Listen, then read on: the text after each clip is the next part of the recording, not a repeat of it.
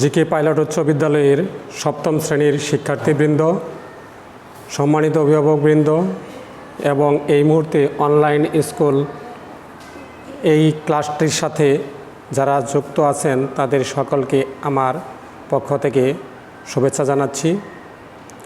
আজকে আমি ক্লাসটি নেব সপ্তম শ্রেণীর গণিত বিষয়ের উপর।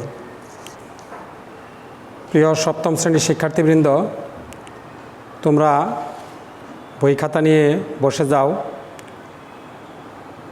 আজকে তোমাদের অনুশীলনী 3 নিয়ে আলোচনা করব। তোমাদের আজকেই বোধহয় সিদ্ধান্ত হয়ে যাবে কিভাবে তোমাদেরকে প্রমোশন দেওয়া হবে এই বার্ষিক পরীক্ষায়। পরীক্ষা নেবে কি নেবে না, নাকি শুধুমাত্র অবজেক্টিভ দিয়েই অর্থাৎ বহু নির্বাচনী দ্বারা মূল্যায়ন করবে, নাকি ধরনের প্রশ্ন হবে, বা আদৌ পরীক্ষা নেবে কি না, এ ব্যাপারে আজকেই সিদ্ধান্ত জানানো হবে মন্ত্রণালয় থেকে। যাই হোক, আজকে পরিমাপ নিয়ে আলোচনা করব। যদিও তোমাদের সাথে আমার ক্লাস ছিল না, কিন্তু সম্মানিত প্রধান শিক্ষক মহোদয় আমাকে একটি ক্লাস দিয়েছেন, আমি ওনাকে ধন্যবাদ জানাই। আজকে তাহলে শুরু করা যাক। শিক্ষার্থীবৃন্দ, তোমরা লক্ষ্য করো, বোর্ডে একটি চিত্র আঁকানো আছে। বোর্ডে একটি চিত্র আঁকানো আছে, অর্থাৎ এই চিত্রটি দিয়ে একটি সৃজনশীল প্রশ্ন তৈরি করা আছে। এই চিত্রটি দেখে বোঝা যাচ্ছে যেটা কি হতে পারে। তোমরা সামান্তরিক সম্পর্কে জেনেছিলে যে যদি কোনো চতুর্ভুজের বিপরীত বাহুগুলো সমান্তরাল হয়, দৈর্ঘ্য সমান হইতে হবে না। যদি সমান্তরাল হয় তাহলে তাদের সেই চতুর্ভুজটিকে আমরা সামান্তরিক বলবো। তাদের বিপরীত কোণগুলো সমান হবে, বিপরীত বাহুদ্বয় সমান হবে। এখন চিন্তা করো, এখানে বলা আছে ABCD একটি চতুর্ভুজ। চিত্রে ABCD সামান্তরিকটির পরিসীমা 300 মিটার। এটার পরিসীমা দেওয়া আছে, অর্থাৎ এই বাহুর দৈর্ঘ্য, এই বাহুর দৈর্ঘ্য, এই বাহুর দৈর্ঘ্য, এই বাহুর দৈর্ঘ্য, AB BC CD AD, এই 4টে বাহু দেওয়া আছে।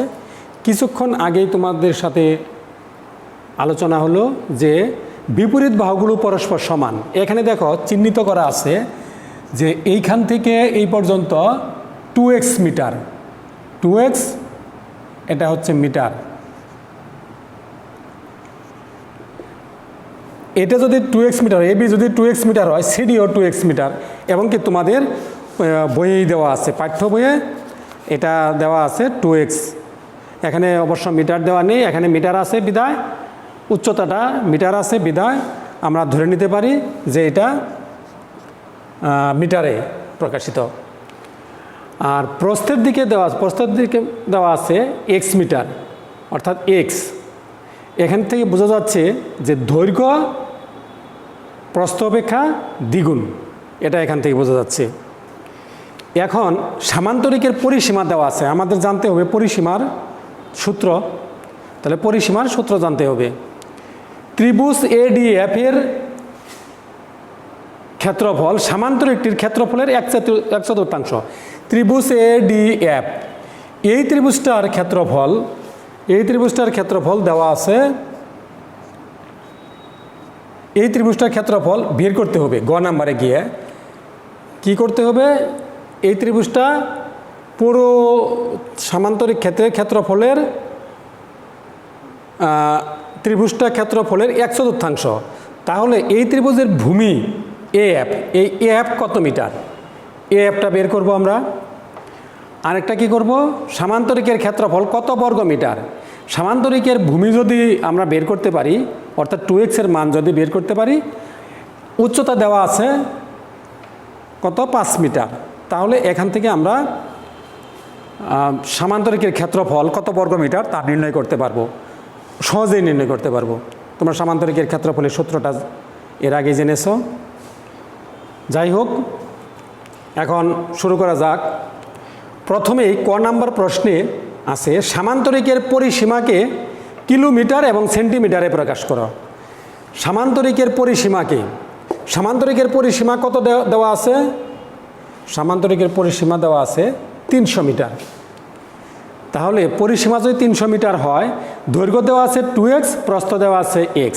আমরা পরিসীমার সূত্র কি জানি? সামান্তরিকের পরিসীমাকে কিলোমিটার এবং সেন্টিমিটার, এখানে সূত্রের প্রয়োজন হবে না। কোন সূত্রটা প্রয়োজন হবে? একটা জ্ঞানমূলক একটা সূত্র দরকার পড়বে, সেটা হচ্ছে তোমাদের পাঠ্য বইয়ের শুরুতেই দেওয়া আছে।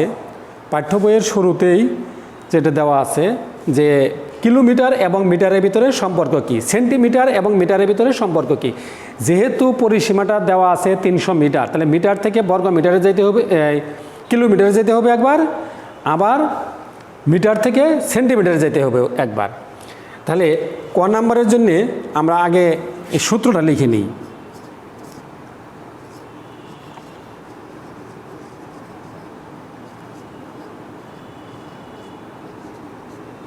আমরা জানি যেহেতু 300 মিটার দেওয়া আছে পরিসীমা, মিটার থেকে আমরা কিলোমিটারে যাব। আমরা জানি 1000 মিটার সমান 1 কিলোমিটার, বা 1 কিলোমিটার সমান 1000 মিটার।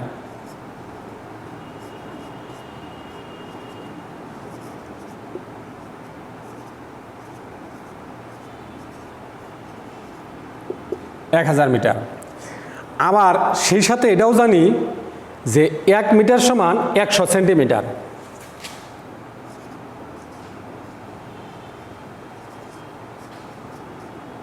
এক মিটার সমান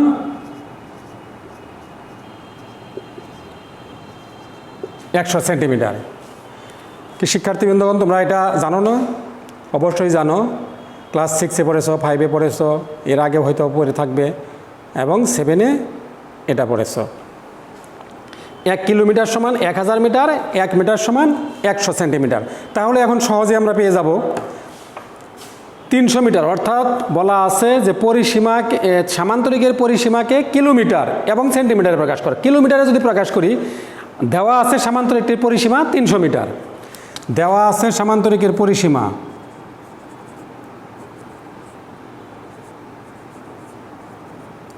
দেওয়া আছে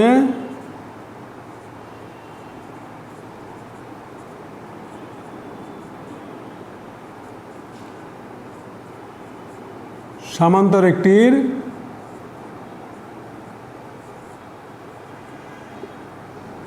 পরিসীমা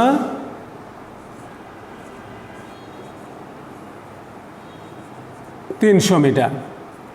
তাহলে লক্ষ্য করো শিক্ষার্থীগণ, পরিসীমা যদি 300 মিটার যা, আমরা যদি কিলোমিটারে প্রকাশ করি, কিলোমিটার হচ্ছে বড় একক।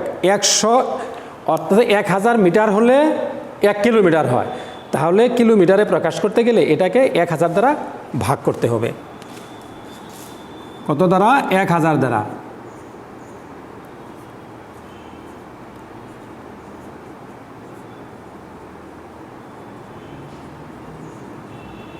কিলোমিটার। যদি 2টা শূন্য কেটে দিই, একটা এটা এটা এটা কেটে দিই, 3কে 10 দ্বারা ভাগ করলে 0.3,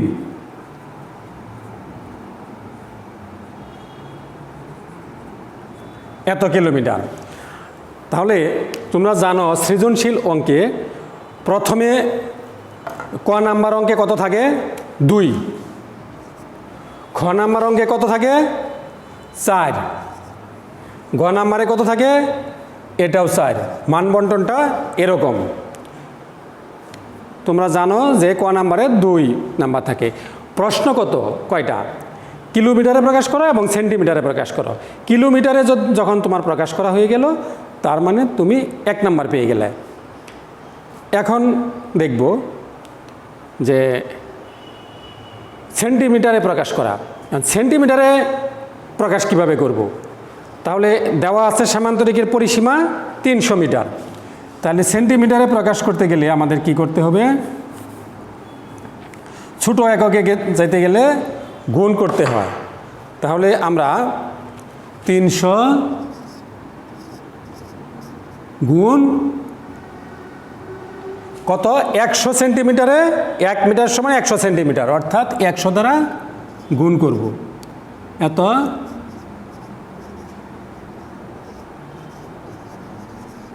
সেন্টিমিটার। 3 একে 3, শূন্য কয়টা? 1 2 3 4টা শূন্য আমরা দিয়ে দিব, এত সেমি বা সেন্টিমিটার। অর্থাৎ আরেকটি নাম্বার আমরা পেয়ে গেলাম। ক নাম্বারের জন্য 2 নাম্বার নির্ধারিত, আমরা 2 নাম্বার পেয়ে গেলাম। তাহলে নিশ্চয়ই বুঝতে পেরেছ যে যদি আমরা মিটার থেকে কিলোমিটারে যাই, কিলোমিটার বড় একক, 1 কিলোমিটার যেহেতু 1000 মিটারের সমান, এই জন্য আমরা ভাগ করব। যদি ছোট এককে যাই তাহলে আমরা গুণ করব, যেহেতু এখানে বেশি হবে। 1 মিটার সমান 100 সেন্টিমিটার। আমরা এই সূত্রটি আমরা জানি, এটাই আমরা প্রয়োগ করলাম। তাহলে ক নাম্বার সমস্যার সমাধান হয়ে গেল, এটা বাদ। ক নাম্বার সমাধান শেষ। আচ্ছা, গ নাম্বারে এফ কত মিটার এটাও মুছে দিয়ে আমরা সমাধান করব খ নাম্বার প্রশ্নটি। খ নাম্বার প্রশ্নটি সমাধান করব। শিক্ষার্থী বন্ধুগণ, তোমরা আবার মনে করো না যে পরীক্ষার খাতায় আবার লাল কালি বা কালো কালিতে লিখতে হবে কিনা। আমি এই হোয়াইট বোর্ড যেহেতু এখানে তোমাদের সৌন্দর্যের জন্য এবং ঠিকমতো যাতে লক্ষ্যটা তোমার এখানে পড়ে, সেই জন্যে আমি তোমাদের মনোযোগ আকর্ষণের জন্য কালারিং একটা পেন্সিল ব্যবহার করেছি। এখন দেখো খ নাম্বার প্রশ্নটির উত্তর। সামান্তরিকটির ক্ষেত্রফল কত বর্গ মিটার? এখন সামান্তরিকের ক্ষেত্রফলের সূত্রটা কি? এটা নিশ্চয়ই আমরা জানি। সামান্তরিকের ক্ষেত্রফল সমান ভূমি পূরণ উচ্চতা, অর্থাৎ ভূমি গুণ উচ্চতা। তাহলে সামান্তরিকের ক্ষেত্রফল আমরা জানি, সামান্তরিকের ক্ষেত্রফল এখানে লিখে নিই। সূত্রটা আমরা যেটা জানি এটা আমরা লিখে নিই আগে। আমরা জানি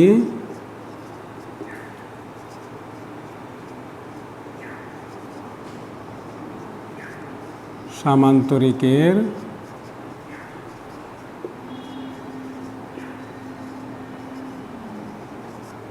ক্ষেত্রফল সমান ভূমি গুণ উচ্চতা। তাহলে এখন আমরা নির্ণয় করব কি, সামান্তরিকটির ক্ষেত্রফল কত বর্গ মিটার, বর্গ মিটার এককে নির্ণয় করব। বর্গ মিটার এককে নির্ণয় করব। খ। তাহলে আমাদের চিন্তা করতে হবে, আমরা আমাদের লক্ষ্য যেখানে, সেখানে পৌঁছতে গেলে আমাদের কোন পথে পৌঁছতে হবে। এখন আমাদের দেওয়া আছে কি, তথ্য আমাদের কি আছে, সেই মোতাবেক আমাদের যেতে হবে। তথ্য দেওয়া আছে, দেখো এখানে তথ্য দেওয়া আছে সামান্তরিকটির পরিসীমা 300 মিটার। সামান্তরিকটির পরিসীমা 300 মিটার। তাহলে সামান্তরিকটির পরিসীমা যদি 300 মিটার হয়, তো এখানে দেওয়া আছে দৈর্ঘ্য প্রস্থ। তাহলে সামান্তরিকের ক্ষেত্রফলের সূত্র কি? সামান্তরিকের ক্ষেত্রফলের সূত্রটা কি? তোমরা নিশ্চয়ই ইতিমধ্যে জেনেছ যে সামান্তরিকের ক্ষেত্রফলে সামান্তরিকের পরিসীমার সূত্র। সামান্তরিকের পরিসীমার সূত্রটা হাফ ইন্টু দৈর্ঘ্য যোগ প্রস্থ। তাহলেই আমরা পরিসীমা পেয়ে যাব।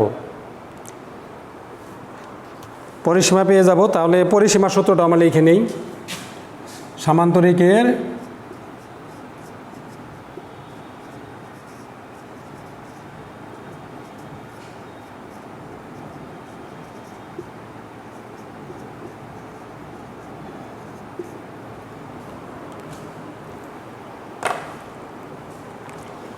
এখন লক্ষ্য করো যে এই খ নাম্বার অঙ্ক করতে, অর্থাৎ পরিসীমা ক্ষেত্রফল বের করতে আমাদের ক্ষেত্রফলের সূত্র প্রয়োজন হবে আর পরিসীমার সূত্র প্রয়োজন হবে, যেহেতু পরিসীমাটা দেওয়া আছে। পরিসীমা দেওয়া থাকার ফলে আমাদের এই সূত্রটা দরকার পড়বে। এই জন্যে আমি লাল কালিতে চিহ্নিত করেছি যে সূত্র আমাদের কী কী লাগবে, সূত্রটা লাল কালিতে ব্যবহার করেছি। এখন আমরা যদি অঙ্কটা সমাধান করার চেষ্টা করি তাহলে আমাদের কি করতে হবে, যে দেওয়া আছে সামান্তরিকের পরিসীমা এত মিটার, দৈর্ঘ্য 2x মিটার, প্রস্থ x মিটার। এখানে অবশ্য মিটার এককটা দেওয়া নেই, তাহলে আমরা লিখব না, অসুবিধা নাই। যে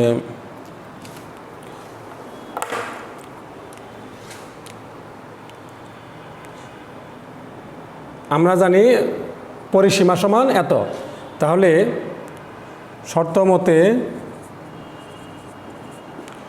2 × 2x প্লাস x সমান পরিসীমা 300, 2 × 3x সমান 300, বা 3 × 2 = 6, 6x সমান 300, বা x সমান 6, 300। অতএব 5 × 6 = 30, 0। এক্সের মান কত পেলাম? 0। তাহলে এক্সের মান পেলাম 50, তাহলে এবি কত হবে, অর্থাৎ ভূমিটা কত হবে? এবি হচ্ছে 2x, বিসি হচ্ছে x, অতএব বিসি সমান x সমান 50, আর এবি সমান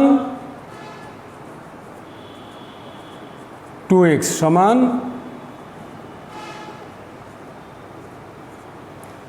100।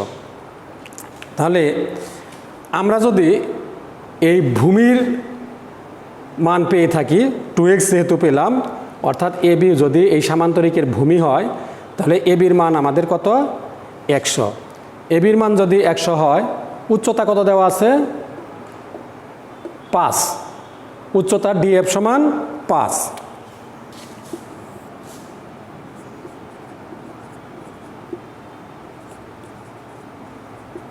দেওয়া আছে উচ্চতা ডিএফ সমান 5 মিটার।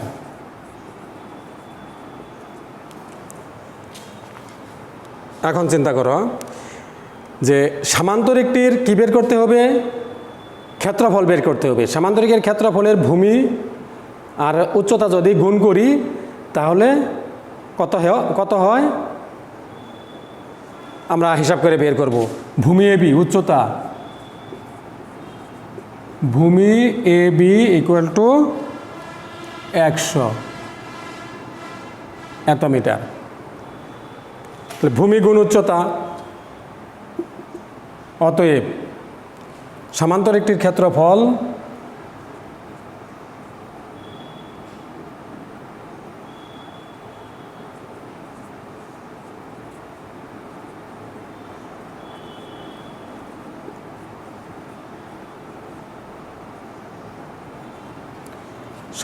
ক্ষেত্রফল সমান ভূমি গুণ উচ্চতা। এই যে শুরুতে সূত্রটা লিখেছিলাম, উচ্চতা ভূমি কত? ভূমিকে এবি দ্বারা প্রকাশ করা হয়েছে, উচ্চতাকে ডিএফ দ্বারা প্রকাশ করা হয়েছে, অর্থাৎ ভূমি 100 গুণ ডিএফ 500 বর্গমিটার। তাহলে সামান্তরিকের ক্ষেত্রফল কত পাওয়া গেল? 500 বর্গমিটার। তো সামান্তরিকের ক্ষেত্রফল আমাদের কাঙ্ক্ষিত ফল ছিল, কারণ খ নম্বরে প্রশ্নটি ছিল এরকম যে সামান্তরিকের ক্ষেত্রফল নির্ণয় করো। দেওয়া ছিল সামান্তরিকের পরিসীমা, চেয়েছিল সামান্তরিকের ক্ষেত্রফল, অর্থাৎ এই জায়গাটুকু, এই যে চারপাশে যে বাউন্ডারি করা আছে, এর ভিতরে যে খালি জায়গাটুকু আছে এই সম্পূর্ণ জায়গাটাকে বলা হয় ক্ষেত্রফল। ক্ষেত্রফল তাহলে এই ক্ষেত্রফল কত হলো? 500 বর্গমিটার। এটি আমাদের উত্তর।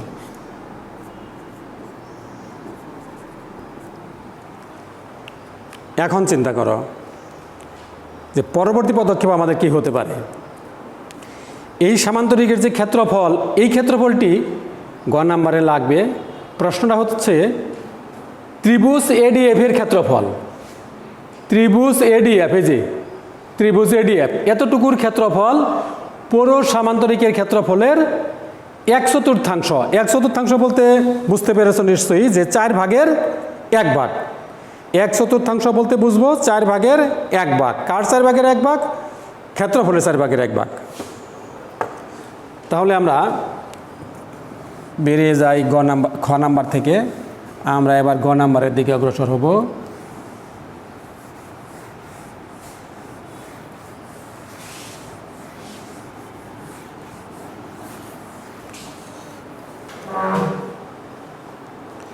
এবার খেয়াল করো বন্ধুগণ, ত্রিভুজ এডিএফ এর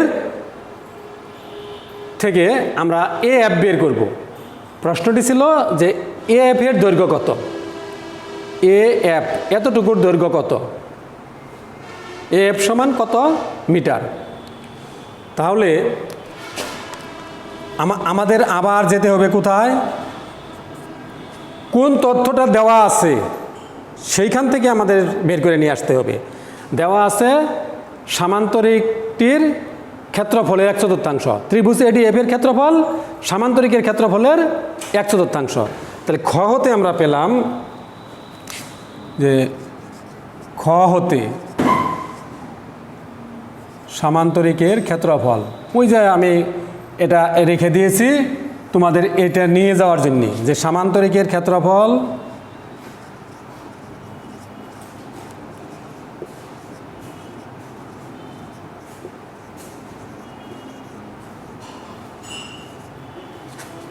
পাঁচশত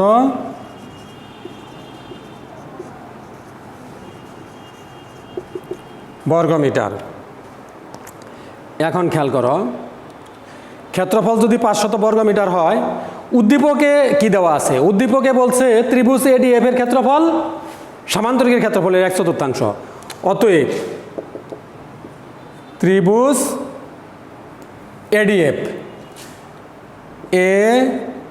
এডিএফ এর ক্ষেত্রফল সমান কার 1/4? সামান্তরিকের ক্ষেত্রফলের 1/4। সামান্তরিকের ক্ষেত্রফল কত? 500। 1/4 বলতে 1/4 এত বর্গমিটার।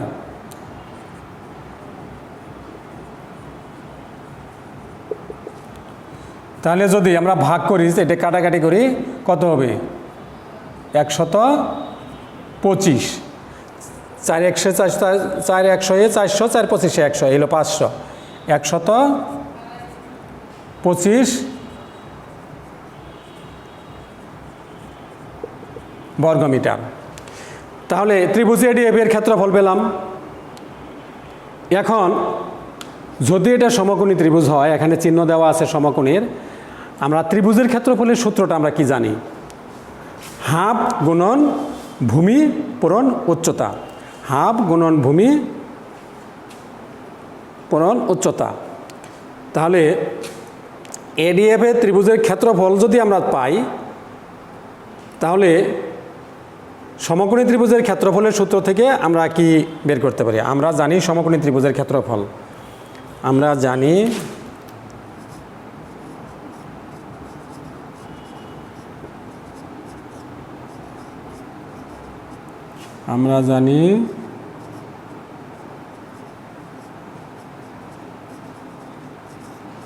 সমকোণী ত্রিভুজের ক্ষেত্রফল সমান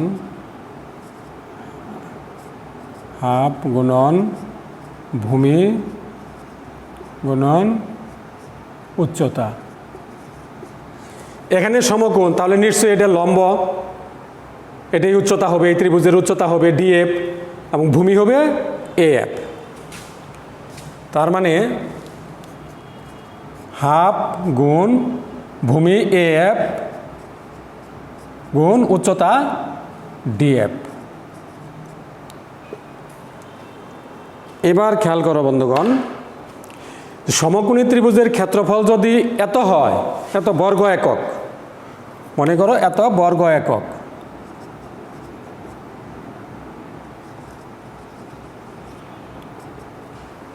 এখন আমরা ক্ষেত্রফল পেয়েছি কত? 125 বর্গমিটার। তাহলে শর্ত মতে বা প্রশ্ন মতে এত সমান এত, শর্ত মতে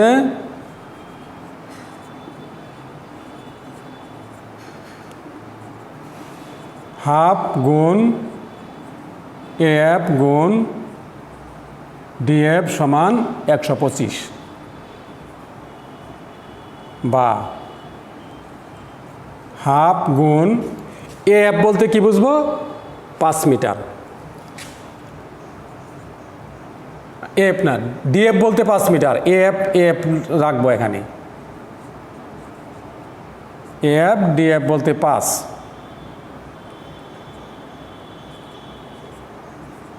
125। আড়াআড়ি যদি গুণ করি, 2 দিয়ে 125কে গুণ করতে হবে, তাহলে এফ গুণ 5, 2 দিয়ে যদি 125কে গুণ করি 250, বা এফ সমান 250, এই 5 নিচে নিয়ে গেলাম, অতএব এফ সমান 5 5 25, এই 0 50। তাহলে এফ সমান আমরা কত পেলাম? 50। এই হলো বলছিল, প্রশ্নে ছিল যে এফ কত মিটার, এফ কত মিটার। অতএব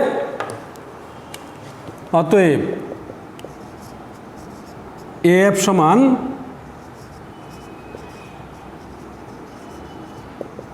50 মিটার। ঠিক আছে শিক্ষার্থী বন্ধুগণ, এখন তোমরা এটা আবার একটু দেখতে থাকো।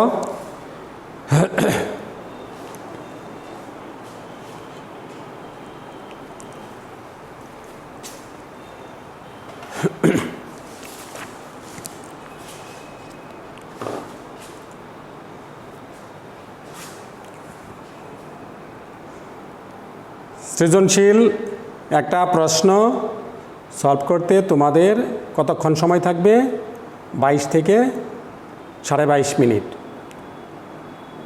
2টি পাটিগণিতের প্রশ্ন থাকবে, 2টি বীজগণিত থাকবে, 2টি জ্যামিতি থাকবে, 2 2 4 2 6, আর একটি থাকবে পরিসংখ্যান অর্থাৎ তথ্য ও উপাত্ত।